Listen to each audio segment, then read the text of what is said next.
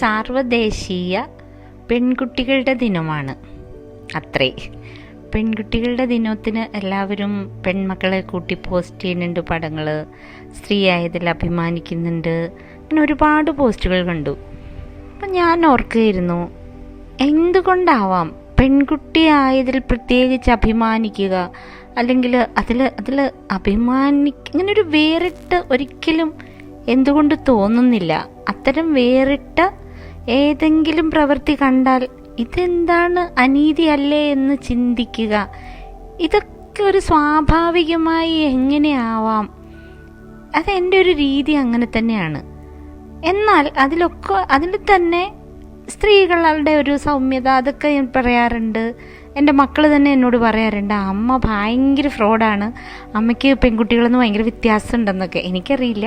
അപ്പം ഞാൻ എൻ്റെ തന്നെ ബാല്യത്തിലേക്ക് എങ്ങനെയാവാം ഇങ്ങനെ ഒരു ഇംബൈബ് ചെയ്ത് തന്നതെന്ന് ഓർത്തപ്പോൾ, 2ാം ക്ലാസ് വിദ്യാഭ്യാസമുള്ള, അതായത് ഇപ്പോഴത്തെ രീതി നോക്കിയാൽ അത്ര വലിയ വിദ്യാഭ്യാസം ഇല്ല എന്ന് പറയാവുന്ന, എന്നാൽ ഇത്രയേറെ ആൾക്കാരെ ഇത്ര പതിറ്റാണ്ടുകളായിട്ട് ഒരുമാതിരി എല്ലാവരെയും കണ്ടിട്ടും ഇവർക്കൊക്കെ എൻ്റെ അമ്മൂമ്മയുടെ 4-1 ജീവിത പരിചയം ഉണ്ടായിരുന്നെങ്കിൽ, മുന്നോട്ട് കുതിക്കാനുള്ള ആഗ്രഹമുണ്ടായിരുന്നെങ്കിൽ, ജനങ്ങളെ ഒന്നിച്ച് കൊണ്ടുപോകാനുള്ള കഴിവുണ്ടായിരുന്നെങ്കിൽ എന്ന് മാത്രം ചിന്തിപ്പിക്കുന്ന അത്രയും ഔന്നത്യത്തിലെത്തിയ ഒരു മുത്തശ്ശി, എൻ്റെ അമ്മയുടെ അമ്മ, അമ്മൂമ്മയിലാണ് ചെന്നെത്തിയത്. ഇത്തിരി ആത്മകഥയാണ് കേട്ടോ.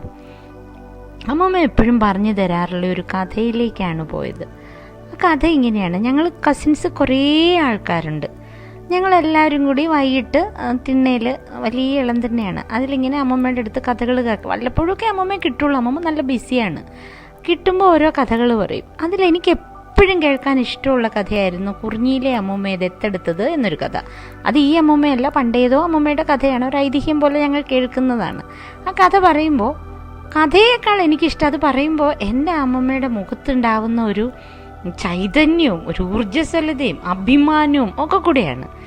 ആ കഥ ഇങ്ങനെയാണ്. അതായത് ഞങ്ങളുടെ കുടുംബം പണ്ട് എപ്പോഴോ അന്യം നിന്ന് പോവുക എന്ന് പറഞ്ഞാൽ എന്താണെന്ന് അറിയില്ല. അപ്പോൾ ചോദിക്കുക, എന്താ അമ്മമ്മ അന്യം നിന്ന് പോവാന്ന് പറഞ്ഞാൽ? കാരണം ഈ കണ്ണിയിലെ ഏതെങ്കിലും കുട്ടിക്ക് ഓരോ തവണ ഈ കഥ പറയുമ്പോൾ അറിയില്ല അന്യം നിന്ന് പോവുക എന്ന് പറഞ്ഞാൽ എന്താണെന്ന്.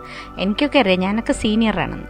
അപ്പോൾ അന്യം നിന്ന് പോവുക എന്ന് പറഞ്ഞാൽ ഒരു കുടുംബത്തിൽ താവഴിയിൽ പെൺകുട്ടികളില്ലാതെ പോകുന്നതാണ് അന്യം നിന്ന് പോവുക. എല്ലാവരും ആൺകുട്ടികളായി പോയാൽ ആ കുടുംബം തീർന്നു എന്നാണ് അന്ന് സങ്കല്പം.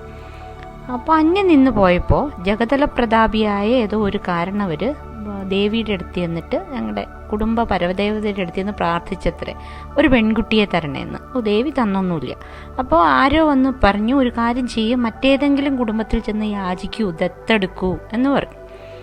അപ്പോൾ അമ്മമ്മ പറയുന്നത് അതുപടി ഞാൻ പറയാമേ. എന്താണെങ്കിലും നമുക്ക് പൈസ കൊടുത്തിട്ട് വാങ്ങാം, പശുവോ പറമ്പോ വയലോ ഒക്കെ. പക്ഷേ ഒരു ആൺകുട്ടിയാണെങ്കിൽ വേണമെങ്കിൽ തന്നെന്നിരിക്കും. പെൺകുട്ടികളെ അന്ന് ഒരു വീട്ടിൽ നിന്നും അങ്ങനെ കൊടുക്കില്ല. കല്യാണം കഴിച്ചാൽ പോലും കൊടുത്തുവിടില്ല. പിന്നല്ലേ ഇങ്ങനെ ദത്തെടുക്കാൻ കൊടുക്കുക, അത് പെൺകുട്ടികളെ എന്തായാലും കൊടുക്കില്ല. അതെന്താ? പക്ഷെ പെൺകുട്ടിയല്ലേ തറവാടിൻ്റെ ഐശ്വര്യം, കൊടുക്കില്ല. അപ്പോൾ ഈ ജഗതല പ്രതാപി എന്നൊക്കെ പറയപ്പെടുന്ന ഈ അപ്പൂപ്പൻ ഞങ്ങളുടെ ഏതോ ഒരു കാരണവർ ഓരോ കുടുംബത്തിലും ചെന്ന് ഭിക്ഷ യാചിക്കും പോലെ യാചിച്ചത്രേ, ഏതെങ്കിലും ഒരു പെൺകുട്ടിയെ ഞങ്ങൾക്ക് തരും, ഒരു പെൺകുട്ടി ആയാൽ മതി എന്ന് പറഞ്ഞിട്ട്. ആരും കൊടുത്തില്ല. അവസാനം കഷ്ടപ്പെട്ട് നടന്ന് ക്ഷീണിച്ച് കുറിച്ചിയിൽ ഇത്തിത്താനത്ത് ഒരു ദേവീക്ഷേത്രമുണ്ട്. ആ ദേവിയുടെ അടുത്ത് പോയിട്ട് കേണ് ചോദിച്ചു, ദേവി എനിക്കൊരു കുട്ടിയെ തരുമെന്ന്. അങ്ങനെ കുട്ടിയെ ചോദിച്ചിരിക്കുമ്പോൾ അവിടെ ഏതോ ഒരു കാരണവർ പ്രത്യക്ഷപ്പെട്ടു. ഈ കാരണവർ കരയുന്ന കണ്ടു ചോദിച്ചു, എന്തിനാ ഇങ്ങനെ കരയുന്നത്?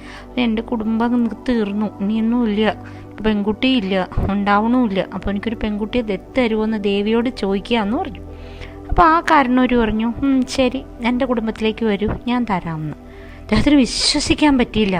ദേവി നേരിട്ട് കാരണവരുടെ രൂപത്തിൽ വന്ന പോലെ തോന്നിയത്രേ, പെൺകുട്ടിയെ തരാമെന്ന് പറയുന്നു. അപ്പോൾ പുള്ളി ഓർത്തു, ഇവരുടെ കുടുംബത്തിൽ ഏതെങ്കിലും ഇങ്ങനെ ഒഴിവാക്കാനായിട്ട്, നമ്മളാ പറയുന്ന കാര്യമല്ലേ, കൊടുത്തൊഴിവാക്ക്, അങ്ങനത്തെ വല്ല പെൺകുട്ടി ഉണ്ടായിരിക്കും എന്ന് വെച്ച് ചെന്നപ്പോൾ ആ കാരണവർ പിറ്റേ ദിവസം രാവിലെയാണ് നമുക്ക് രാവിലെ വഴി ഉണ്ടാക്കാം, രാവിലെ നിർമാല്യം തൊഴുത് വന്നപ്പോൾ പിന്നെ ഒരു പാട്ടുണ്ട്, കുട്ടിയാന മുറത്തില് കട്യാവ് പുതപ്പിച്ച്, മറന്നുപോയി, ആ കട്യാവ് ചുവപ്പ് പട്ട് കട്യാവൊക്കെ പുറപ്പിച്ചിട്ടാണ് ഈ കുട്ടിയെ ഇരുത്തിയിട്ട് ആ കുട്ടിയാനപ്പുറത്ത് പൊന്നും പണവും ഒക്കെ കൊടുത്ത്, ഞങ്ങളുടെ അവിടുത്തെ ലോക്കൽ ഭാഷയിൽ പറഞ്ഞാൽ വെട്ടിക്കുലയാറ് വരെയുള്ള ഏതോ കുറേ പറമ്പിൻ്റെ ആധാരവും കൊടുത്താണ് ഈ കുട്ടിയെ ഈ കുടുംബത്തോട്ട് വിട്ടത്. കാരണം ആ തറവാട്ടുകാരനവർ അവരുടെ ഐശ്വര്യത്തിൻ്റെ ഒരു ഭാഗം പങ്കുവയ്ക്കുക എന്ന നിലയ്ക്കാണത്രേ ഈ പെൺകുട്ടിയെ ഈ കുടുംബത്തേക്ക് ദത്തു കൊടുത്തത്. അതുകൊണ്ട് തന്നെ, അല്ലെങ്കിൽ തന്നെ ഇത് പൊന്നു വരുന്നത് പോലെ, ദേവി വരുന്ന പോലെ ആയിരുന്നു ഈ കുട്ടി വീട്ടിലേക്ക് വന്നത്. അതുകൊണ്ട് ഈ കുടുംബം അന്യം നിന്നു പോകാതെ വീണ്ടും പച്ചപ്പ് വരുന്നു. അതുകൊണ്ട് ഓരോ പെൺകുട്ടിയും ജനിക്കുമ്പോഴേക്ക് ആ കുടുംബത്തിന് അത്രയേറെ സന്തോഷമാണ് എന്ന് സ്ഥിരം കഥ കേട്ട് വളരുന്ന ഒരാളായിരുന്നു ഞാൻ. പക്ഷേ ഞങ്ങളുടെ കുടുംബത്തിലും ആൺകുട്ടി ഉണ്ടാകുമ്പോൾ കുരവിടുകയും പെൺകുട്ടി ഉണ്ടാകുമ്പോൾ കുരവിടാതിരിക്കുകയും ചെയ്യുന്ന ചില കാര്യങ്ങളൊക്കെ ഉണ്ടായിരുന്നു. എങ്കിൽ പോലും ഇത്തരം കഥകൾ കേട്ട് വളർന്ന ഒരു പെൺകുട്ടി എന്ന നിലയ്ക്ക് ഞങ്ങളുടെ തലമുറയെങ്കിലും ശ്രമിച്ചിരുന്നത് അഹങ്കാരം ഉണ്ടായി പോകാതിരിക്കാനാണ്. അതല്ലാതെ അപമാനമാണ് ഞങ്ങളുടെ ജന്മമെന്നോ കൊടുത്തൊഴിവാക്കുന്ന ജന്മമെന്നോ ഒരിക്കലും കരുതിയിരുന്നേയില്ല ഞങ്ങളാരും. അത്തരം ഒരു ഇതിൽ നിന്ന് വന്നതുകൊണ്ട് വേൾഡ് ഗേൾസ് ഡേ വരുമ്പോൾ ഇതിനെക്കുറിച്ച് ചിന്തിക്കാതിരിക്കാൻ വയ്യ. തീർച്ചയായിട്ടും ഇൻ്റർനാഷണൽ വിമൻസ് ഡേ വരുമ്പോൾ, ഗേൾസ് ഡേ വരുമ്പോൾ ഇതിങ്ങനെ ആചരിക്കേണ്ടി വരുന്നതിൻ്റെ ഒരു കഷ്ടത്തെയും കൂടി ആലോചിച്ചുകൊണ്ട് തന്നെ ആഘോഷിക്കേണ്ടിയിരിക്കുന്നു. കാരണം വീട്, കുടുംബം എന്ന ആ ചെറിയ പുറന്തോട് പൊട്ടിച്ച്, അമ്മമ്മയുടെ മടിത്തട്ടെന്ന ആ സുരക്ഷിതത്വവും പൊട്ടിച്ച് പുറത്തേക്ക് വരുമ്പോഴാണ് ഞാൻ ഉൾപ്പെടെ എല്ലാവരും അറിയുന്നത് ഞങ്ങളുടെ ആ സുരക്ഷിത ലോകമല്ല ലോകം എന്നുള്ളത്.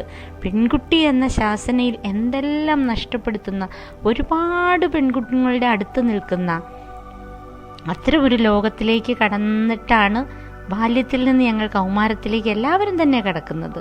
പക്ഷെ ഇപ്പോഴെങ്കിലും കുറച്ചൊരു മാറ്റം. കഴിഞ്ഞ ദിവസം നമ്മൾ വാങ്ങിച്ച ജയദേവികയുടെ പൗരിയുടെ നോട്ടങ്ങളിൽ പറഞ്ഞതുപോലെ സ്വാതന്ത്ര്യവും സമ്പത്തിലുള്ള അവകാശവും സ്വാതന്ത്ര്യബോധവും ഒക്കെയുള്ള ഒരു തലമുറ മുന്നേക്ക് വരുന്നുണ്ട്. അവർക്ക് അഭിമാന ബോധമുണ്ട്, അതിൽ സന്തോഷമുണ്ട്. അപ്പോൾ എല്ലാവർക്കും സാർവദേശീയ പെൺകുട്ടികളുടെ ദിനത്തിൻ്റെ ആശംസകളോടെ ശുഭരാത്രി.